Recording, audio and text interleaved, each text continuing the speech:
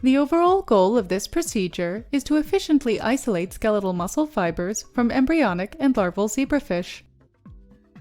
This is accomplished by first preparing poly-L-lysine-coated cover slips. Next, 1 to 4 days post-fertilization, zebrafish embryos are dissociated. Then, myofibers isolated from the dissociated embryos are plated on the poly-L-lysine cover slips. Finally, the myofibers are fixed, stained, and imaged for analysis of muscle proteins.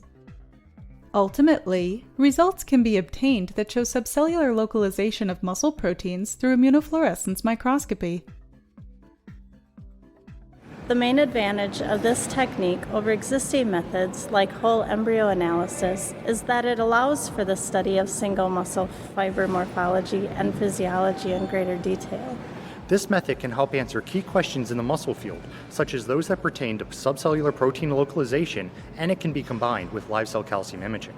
The implications of this technique extend toward validation of zebrafish models of muscle disease because it can be used to visualize pathognomonic structural abnormalities associated with human disease.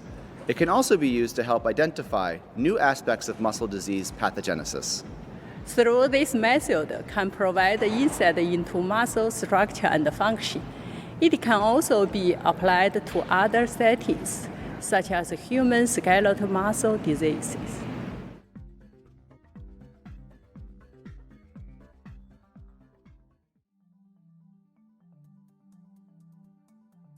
To get ready for the dissociation of zebrafish embryos, prepare cover slips by cutting and placing parafilm on the bottom of a 60 mm Petri dish. Then place glass cover slips on